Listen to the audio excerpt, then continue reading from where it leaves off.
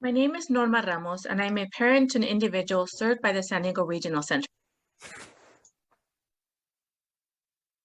Did I pause it again? Sir. I think so. I would like to acknowledge and extend my gratitude to my community partners at the San Diego Regional Center. Kareli Hernandez, Program Manager, Brenda Vasquez, Cultural Specialist, and Ron Plotkin, Special Projects Manager, now retired. I would also like to acknowledge my wonderful project committee for all their support. Dr. Rachel Haynes-Slago, Dr. Laura Brookman-Frazee, and Dr. Kelsey Dixon. I would like to begin by sharing an event that inspired this presentation. It's 1 a.m. when you hear a chirping sound coming from your son's room. You hold your breath to be able to listen better. Is this a sound that tells you he can get himself back to sleep within a few minutes? Or is the sound he makes the one that tells you he is wide awake and might not get back to sleep until the following evening?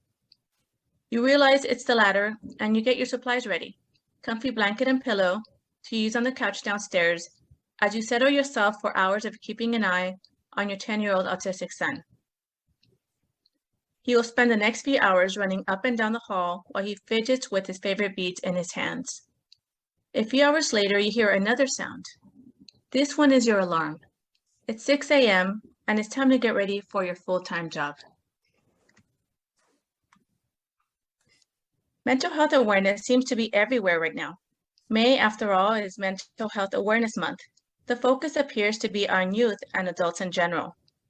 One of the groups that are not getting much support are caregivers of persons with intellectual and developmental disabilities, such as autism.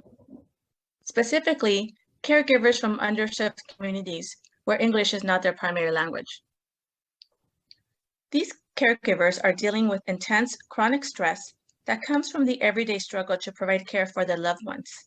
The demands of parent caregivers on their daily life, full-time employment, the care of other children in the home, and the responsibilities of making sure that loved ones get to their therapies can negatively affect their mental and physical well-being. How can these caregivers take care of their loved ones if they're not taking care of themselves? This is an important social problem that needs to be addressed. Young children with autism grow up to be adults with autism. If caregivers are expected to provide long-term care, they will require supports and resources. The project was conducted by reading many research articles online related to caregivers and mental health, by having conversations with my mentor, Dr. Rachel Haynes-Slago, and by meeting with the San Diego Regional Center leadership to discuss this community need. I work with project manager Kareli Hernandez, who is heading up the new enhanced service unit. This unit of 6 coordinators have a reduced caseload of 40 so that they can spend more time with families and assess their needs. With the extra time available for service coordinators to spend with clients and their caregivers, I felt that this was the ideal group to use the products that I created. I created a tip sheet as a way to help service coordinators to normalize and begin these sensitive mental health conversations with caregivers. The tip sheet includes information on why, when, and how to have these conversations, including suggested language. These products were evaluated by Kareli and her unit, and feedback was provided. This feedback was used and incorporated in the final products.